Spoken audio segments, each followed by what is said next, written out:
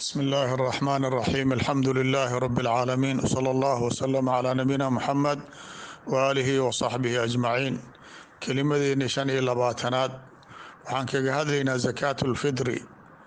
zakaatulfitri zakadii soonka markii laga anfuro waajibaysay baan ka hadlaynaa. zakaatulfitri waxaa loogu magacaabay hada min baabi idaafati shay ilaa sababihi, shayga sabab zakada u ah inay waajibto waa soonkii oo awal dadka ay afqabsanaayeen oo la furay afkii baa la yidhaahdaa. fitri waa afurid waay, markaas sababta keentay in zakadan waajibtay soonkii oo dhammaaday waay. awalkii hore la soomanay dadka isu bedeleen inay macnaha soonkii ay joojiyaan. marka zakadaas ayadaa zakaatulfitri ee waajiba midii oo kale waan hadda kasoo hadlaynay oo maalka ka waajibta oo kale idna u waajibtaa. waxaana uu asalka nabiga hadalkiisa fi xadiid ibni cumar uu yiri farada rasuulu llahi sala allahu alayhi wasalam zakaata alfitri saacan min tamrin aw saacan min shaciirin cala alcabdi walxuri waldakari walunthaa walsagiiri walkabiiri min almuslimiin wa amara an tu'addaa qabla khuruuji annaasi ila asalaa. xadiidkaas waa soo koobay. zakaatulfitriga ayada dhan way kooban tahay, hadalka laga leeyahayna wuu kooban yahay. ibnu cumar wuxuu iri nebigu wuxuu nagu farad yeelay zakaatilfitri anfuritaanka zakadeeda inaan bixino saacan min tamrin, saac ama suus ay tiraa soomaalida, inaan bixino oo timir ah. liannahu waqtigaas nabiga calayh salaatu wasalaam timirta raashiinka lagu qaday lagu quraacday qeyb ka ahayd. aw saacan min shaciir ama saac kale oo shaciir ah, waa misigadeenna iyo bariiska ay wa-ag tahay waana ka fududahay. hadeertaan caalamkan jiro xoolaha unbaaba la siiyaabo sida ay gaareen. waqtiga nebiga ninkii helaa nasiib lahaan jiray. marka raggaas sidaas ku noolay baa yaa diintaas wax u qabtay, ummadii oo dhan faafiyey diinta ilaahay, qaaraadka dhan kala gaarsiiyey. waxay cunayna waa wax sidaas oo kale. marka wuxuu ku farad yeelay cala alcabdi walxuri, ninka adoonka iyo ninka xurka. cabdiga xoolihiisa waxaa lagu leeyahay cabdiga in laga bixiyo sayidkiisa ka bixinaya, asiga xoola ma leh. xurigana waa ninka aan adoonka ahayn. wadakari walunthaa baa lagu leeyahay rag iyo dumar. alsagiir walkabiir, mid weyn iyo mid yar oo min almuslimiina ah. marka waxa weeyaan ninka zakada laga bixinayo iyo ninkay ku waajibaysaba waa inay muslin ahaadaan. hadduu adoonkii gaal yahay waxba lagaama rabo, laakiin inuu muslim ahaada min almuslimiina. ninka zakada bixinaya hadduu uusan ahayn muslim zaka kuma waajibayso. markaasuu ibnu cumar wuxuu iri amara bihaa nabigu wuxuu amray an tu'addaa zakadaas in la bixiyo qabla khuruuji innaasi ila salaa, salaada ciidda intaan loo bixin horteed. markii qoraxda ay dhacda habeenka ciidda laga bilaabo ilaa salaada ciidda intaan loo bixin ka hor, intaa dhexdeeda in lagu bixiy buu nabiga calayh salaatu wasalaam yiri. ayib, marka waa noo imaan doontaa oo ninkii salaada kadib mariyo salaada ciidda ah maka ansaxay masamaya. aathimna waa noqonaya, nin dambaabow noqonaya, lianna waxay noqonaysaa salaad waqtigeeda laga daahay oo kale. walow ana shaaficiya ay leeyihiin maalintaas oo dhan maxalu likhraaj waay, oo salaadii ciidgu nebigu ku qeyday, ayagana maalintii oo dhan ay xukumkooda siiyaan. sida raajixa sida jumhuurta qabaan waay, waa salaada ciidda waqtigeeda ku ogyahay. qofkii hadduu iloobo ama uu makansan waayo, xoolihii waa keenay, ciddii faqiirka intuu ku raadinaaba salaadii la galayba, waa dukanay, waa iska bixinay, cudurtaas macduur waay. laakiin ninkii cudur la-aan dib u dhigay, sida raajixa qalla oo lagu leeyahay waa iska bixinaya waqti kastaba, laakiin wuxuu noqonayaa nin dambaabay oo waqtigii loo ku habboonay dib uga dhigay. marka yay ku waajibtaa shakhsi kasta oo muslima oo haysta raashiinka maalintii habeenka wax ku filan, wax ka badan haysto. haddaad raashiin haysatid oo maantii habeenka adiga caruurtaada iyo nafaqada ciddii ku laasimtay keli ah haddaad haysatid wax lagaama rabo. wixii ka badan, wixii intaas ka badan waxa weeyaan waa kugu waajibay inaad bixiso. qowl jumhuur waay. abu xaniifa unbaa keligiis ka qabo qofka qaniga oo zakada ku waajibaysa zakadii maalka aan kaga hadlayna ciddii ku waajibaysa unbay zakaatulfitrin ku waajibaysa laakiin nin haysto wax maanta iyo habeenkan iyo wax lamid ee kuma waajibaysa imaamkaas keligiisa qabo laakiin jumhuurta ka raajaxsan ayib zakaatulfitri laba sabab bay u waajibtay laba xikmadeedoo laga leeyahay laba sabab labadii sabab nebigaba noo sheegay kama fi xadiid ibni cabaas farada rasuulu llahi sal allahu alayh wasalam zakaata alfitri tuhratan lisaa'imi min allagwi warafath wa tucmata lilmasaakiin sidaas buu nabiga calayh salaatu salaam yiri waxa weeyaan zakaatulfitri nebiga waa nagu farad yeelay buu yiri ayadoo ninka oo saa'imka ay tahirinaysaa soonkaadi wixii ku yimid ee khalal ah oo aan habboonayn oo soonkii dhaawac kaa gaarsiiyey bay ku kabaysaa waa kow laqwiga hadalka maalaayacniga oo markaad sooneed aad dhihi jirtay rafath waxa weeyaan waa hadalka qabiixa ah yaa hadda loo jeedaa meesha tan hadalyaalka qiimaha aan lahayn oo aad markaas soomaad aad dhihi jirtay dhibkii soonkaada u geysteen yaa ilaahay kaaga badbaadinahoo waa lagaaga tahiraya midda kale waxa weeyaan wa tucmatan lilmasaakiin dadka masaakiintana quudis bay u tahay maalinkaas waxaa la diidayaa ummaddii oo wada faraxsan ciidda u soo baxayso ninna maalintaas wuxuu ku quraacda uusan haysanin wuxuu ku qadayaan uusan haysanin marka qalbigiisa la ilaalinaya tucmatan lilmasaakiin in maalinkaa la quudiyo say qeyb ugu noqdaan dadka faraxsan inay noqdaan marka wax sahlan ma aha inaad farax gelisid nin walaalka oo muslin ah oy murug haysay inaad ka baabi'isid oo kula farxaahu ilahay agtiisa qiimo weyn bay ka leedahay markaasuu nabigu wuxuu uri waman addaaha bacda salaat fa hiya sadaqatu min asadaqaat ninkay dhacdo inuu sadaqadaas bixiyo salaada ciidda kadib waa un sadaqa uu la baxay laakiin maaha zakaatulfitrigii la rabay ma aha nabiga saasuu yiri marka hadalkaa nebiga in la qiimeeyo weeyaan oo aada xaawishid habeenka ciidda qoraxda markay dhacdo inaad habeenkaasba iska bixisid liannahu dadka waxaa badan mar haddii la gaaro salaada alfajri la dukado dadkii oo dhan waxay isu diyaarinayaan inay ciidda u aadaan waxaaba laga yaabaa miskiinkiiba inaadaban helin marka habeenkii inaad iska sii bixisid yaa habboon marka dadka masaakiintana aada makanisid oo xadiid oo iska daciifa wuxuu le aqnuuhum can itawaafi fi hada alyowm maalintaas inay ka nastaan inay dadka guryahooda ku wareegtaan waxna si ay yidhaahdaan oo looga badbaadiyo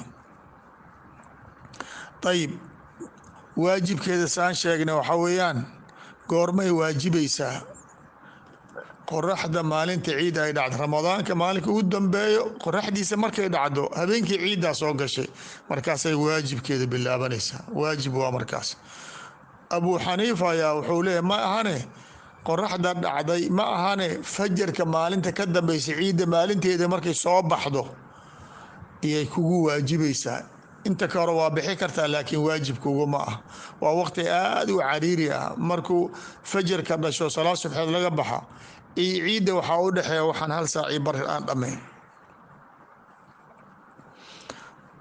marka ma ka hormari karaa qofkii maalinta waxaan idhi qoraxda markay dhacdo maalinta oo ramadaanka ugu dambeeyaan idhi ka hor ma la sii bixi karaa dad waxay qabaan abuu xaniifa oo kale sidii zakaatulmaalka sanatayn loo bixi karo sanad ka horadba sii bixi kartaabo oo soonka soo socdo fitrada igu waajibi doonto saacii laygu lahay waa iga kanaad leedahay maalkiiba uga qiyaas qaatay imaamu shaafici yaa ku xigo wuxuu leeyahay haddii waxawaa fitrada waxay ku waajibtaa laba mid ramadaan iyo qoraxda ciidda markay ay maalinta ciidda qoraxdeeda dhacdo marka labada sabab midkood haddii la helo waa bannaanta in lasii bixiya marka ramadaan hadduu galo caawa ramadaan u galay biri waaba iska bixi kartaabo liannahu ramadaanka sababu liwujuubi zakaati alfitri buu qeyb ka yahay jumhuurta maxay qabaan waxa weeyaan qabla alciid biyowm yowmeyn kaasaana nas oo athar loo haya ibnu cumar wuxuu ahaan jiray markii laba maalmood ciidda ka dhinaato yuu iska sii bixi jiray saaciisa athar oo saxaabada kaasaa laga hayaa. marka labadaas maalmood haddii la yihahdo, laakiin waxaa ka fiican oo huban in maalinka ramadaan ugu dambeeya qoraxdiisa markay dhacdo habeenkii ciidda ay soo gasho ilaa salaada ciid intii laga gaaray intaa ka dhexaysa inaad ku bixisidaa fiican. khilaaf kama joogo, waqtiga ugu qiimo badan waqtigaas waay. ayib, marka waxa la bixinaya maxay yihiin? waxa la bixinaya sida nebigu noo sheegay hal saac waay. suus iyo waxaa tiraab ku magacow. saacaas waxa weeyaan mar badan baan sheega oo waa la yaqaana. hadda haddii aad madiinatu rasuulillahi tagto, saacu nabiy sal allahu alayh wasalam dad haystaa jiro. inta laga soo qaato la jeegareeyo asigoo kale la sameeyo wadamanka islaamka lagu faafiya bay ahayd. waxaa maanta ceeb ah in saacii nebiga ahay dadka aysan u muuqanin oon la aqoonin. waxay ahayd inuu noo yaalo maalinka ramadaan la gaaro lasoo baxsada lagu bixiya bay ahayd. liannahu saaca waa yakhtalif bixasabi maa yulqa calayh. saaca waxa weeyaan dadaa waxaa ku leeyihin saaca meeqa kiilo waay. war saacan wixii lagu shubay culayskooda waa kala bedelan yihiin. haddii biyo aad ka buuxisid saaca iyo haddii timir ka buuxisid iyo haddii dhagax ka buuxisid isku miisaan mau noqonaya. waana isla saaci. saac buuxa waa wadan yihiin. biyuu ka buuxa, maxaan ku iraha timirow ka buuxa, bariisow ku buuxa, bur baa lagu buuxiyey. waxaan miisaankooda waa kala duwan yihiin. saaca markii bur laga buuxiye waa khafiif, markii timir laga buuxina waa culus tahay. timirtii waxaa laga yaabaa 5 kiilo inuu noqdo. biyaha markii lagu shubay iyo burkana 2 kiilo iyo bar inuu noqdo. marka waxa lagu miisaamaya iyaay ku xiran tahay. marka waxaa la bixinaya hal saac oo dadka waxay cunaan ah. dadka meesha ku nool waxa raashiin u ah. hadda waxaa weyaan maalan soomaalida bariiska waa lagu bixi karaa, galeyda waa lagu bixi karaa. wixii sidaas oo kaleo raashiin dadka ay cunaan yaa lagu bixina hal saac. markuu bariis yahay oo kale 3 kiilo oo rubi dhiman ama 3 kiilo ninkii inuu iska bixiyo. bariiska iyo burka iyo waa isku dhadhow yihiin, laakiin timirta oo kale waa culus tahay, kiilooyinka badan ay qaadanaysaa. marka adiga 3 kiilo ka soo qaado. hadda maanta waxa weeyaan dadkii wixii wax lagu beegaya dhan waa laga soo gudbay. wax kasta miisaan baa laga dhigay. wixii la beegi lahaa baxataa miisaana loo bedelay. marka 3 kiilo haddaan ka qaadno ama 3 kiilo rubi dhiman haddaan ka qaadno, intaasaa ku waajiba ama bariisa ama galey. annaga wadankeena hadda waxa laga isticmaalo waay. marka waxaa la doonayaa lama fiirinayo. yani hadda maalan bariis markaad ka dhigtay iyo galey waa kala qiimo badan yihiin. lama dhahayo galeydiyaa raqiisan bariiskiyaa qaalisan. markaan bariis bixinayo saac dhan bixi maayo, wax ka yar baan bixina la dhihi maayo. lianna waxaa waa umuur tacabudiya ah. nebiga waqtigiisa timirna waa la bixi jiray hal saac, shaciirna waa la bixi jiray. labadoodana aad bay u kala qiimo saraayeen oo timirtaa qiimo saraysa. wamaca daalika saacun baad bixinaysa. waa shay laysku tacabudsaday. markii zamankii mucaawiye la gaaray, qaar ka mid ah waxay yidhaahdeen qamxiga ama halkan laga sameeyo qamadiga yaa yidhaahdeen waa qaali, shaciirka wuu ka fiican yahay. marka dad saxaabada ka mid ah waxay arkeen qamxiga saaciisa nis laga bixiyo inuu u dhigmo saaca shaciirka ah. shaciirka oo masagadii caadiga ahayd halkeeda saac waxaa u dhigmo qamadigi niskiisa yiraahdo. marka nisaan bixinayna dadaasaas ku dhaqmay. laakiin waxaa ka wanaagsan in saac la wada bixiyo bisarfi nadar qiimaha ay waxaan joogaan aan loo fiirin. lidaliil nebiga waqtigiisa waxa la bixinay waa kala qiimo sareeyeen. lama dhihin qiimaha loo fiiriya, lama dhihin. marka taa weeyaan horta saaci. waqtiga markii la gaaro muranka aad buu u badtaa. waxaa leeyahay qiimo maan ku bixinaa mase saaci baan bixinaa. marka dad baa waxay ku leeyihin maskiinka hadda maanta in masaga loo geeyo ama bariis loo geeyo shaqo weyn ay kaga baahan tahay. waxaa laga yaabaa inuusan haysanin saliidii lagu kari lahaa, qorihii uusan haysanin, keyti uusan haysanin. laakiin haddii aan u qiimeeyo saaci bariiska imisuu jooga aan lacagti siiyo, isla markaas wuxuu rabo ku gadanaya. horta addoomanka waxay u baahan yihiin iyo maslaxadooda ilaahaygii abuurtaa garanay. rasuulkii ilaahay soo dirtay sidaan bay masaakiinta wakhti kasta jirabo marna lacag waa u baahan yihiin, marna sac waa u baahan yihiin. annaga waxaa nala gudboon siday jumhuurtana wada qabaan, wixii abi xaniifa ka soo haray inta kale waxay qabaan saac in la bixiyo oo xubuubtaas ah in la bixiyo. marka marna muslimiinta badigooda hal meelay isku raaceen, midda kale naska nebiga in la ixtiraamo waay. nebiga wuxuu beeyey walidaalika abu saciid alkhudri markii uu arkay dadkii oo qiimo bixina, ana laa ukhriju ilaa maa kuntu ukhriju fi zaman rasuuli llahi sal alay wasalam, saacan min tamrin, saacan min shaciirin, saacan min kada, saacan min kada, intii o dhan ba wada tiriyey oo la bixin jiray. saacaasaan bixina bur kama leexanay. sideedana waxaa waye markii sidii sharciga ku soo arooray aad wixii u bixisid, hadhow qiyaama haddii lagu weydiiyo waxaad le ilaahayow rasuulkii idii soo dirtay wuxuu bixi yiraan bixiye. laakiin ninkii maanta qiimo bixiyo yaa ku ogeysay inay qiimo bannaan tahay bedela saac in la bixi karo, waa lagu weydiin karaa inay sax tahay in kale allahu aclam. laakiin middan waa la huba, cibaado la huba inaad qabatid waxay ka khayr badan tahay cibaado lagu murunsan yahay. haddaad qiimo bixisid, saddex imaam min a'immati alislaam iyo jumhuur oo dhan waxay qabaan inaysan ansixin maxaan ku yidhaahdaa zakadii oo fitrigaad iska bixisay, dadaa saas qabo.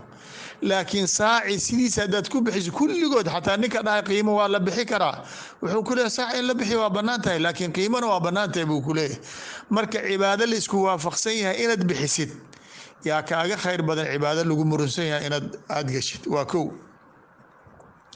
midda kale markii aad leedahay sidaana maslaxa fuqarada u ah in lacagti siiyo, waxaa laga yaabaa adiga ijtihaadkaada u ah. dad kale waxay u arkaan si kale. ninka miskiinka haddii lacag kaasha loo dhiibo waxaa laga yaabaa inuu baxo marduuf qaada horey uga gato. laakiin haddii la siiyo bariis guriguu dhigana, liannahu lagama maarmo raashiin. faqiir iyo kabiir maanta qadaw u baahan yahay, bariisna waa karsanaya. marka ninkan in raashiin la siiya yaa aslax u ahaaba dad kale kuleeyihiin, liannahu lacagta way degdeg badan tahay inay meel kale kaga baxdo, xamada fasaad, sigaar, balaayo inuu ku gato yaa dhici karto. laakiin kan waxa weeyaan waxa guriga looga baahan yahay asaasiga ah weeyaan, marka waa loo baahan yahay. marka adiga taabix. midda kale markaad leedahay waa inaan qiimo la bixiyaa, waxaad ka dhigaysaa sida qiimaha saaca oo lacag lagu bixiyo inay mushkilada fuqarada o dhan xal u tahay. war ninkan haddaad saaci qiimihiisa siisid, mushkiladiisa wax weynka ma qabanayso, wax yaroo hal maalin ah waay. waxaa weeyaan alaysa min alafdal inaad saaci sidii aad ku bixisid adoo nebiga ku dayanayo, laqad kaana lakum fii rasuuli llahi uswatun xasana. haddaad masaakiinta mushkiladeeda inaad wax ka xalisid aad doonaysidne lacag ugu dar, kahara allahu khayrak, lacag baad ugu daraysaa. lacagtii waa maxay? maanta waxaa weyaan dadkii waa masaakiin, dharay u baahan yihiin, xalway u baahan yihiin, waxay ku farxaanay u baahan, qalab yaro ilmaha ay ku cayaaraan. dadka maalan owlaada fuqarada waxyaalaha qalbiga ka dilaya waxaa ka mid ah ilmaha ay dadka ay duruuftooda roon tahay, alaab yaro alcaab ay ku cayaaraan ay soo gadanayaan, gaariyaasha lagu cayaaro iyo buskoolada iyo wax la mid ah. ilmihii fuqaradana way fiirinayaan. adiga waxaa kula haboon sida ilmahada wax ugu soo gadid, dhowr qoys ilmahooda alaabtaas yaray ku cayaaraan u gad. haye dhar u gad haddaa u keeni kartid, haye wax u dhig gurigoodii ay maalmo ku sii socdaan. yacni xal badanaa noogala baahan yahay. laakiin inaan kullal mashaakil ku soo koobno saaci oon maanta dhan ka muranno nidhahda war qiimo maa la bixina mase sidiisaa lagu bixina, taa nooma taalo. sidii nebigu noo amray u bixi, kadib masaakiintan mushkilo weyn baa haysatee wixid ka xali kartid ka xali. waa maalintaas maalinta ay tahay qalbigooda in la ilaaliyo. nin kasta qaraabadiisa, jaarkiisa, inuu maalinkaa wuxuu ku bixi karo uu ku bixiyo wax fiican waa. weliba atawsica cala alatfaal baa layidhaha, maalinka haddaa gurigaada weliima ka samaysid, dadka masaakiinta u yeertid, diriskao dhan ay cunaan, farxaddii, ziyaaradii iyo cunitii yaa u kulmaya, wax weyn weeyaan.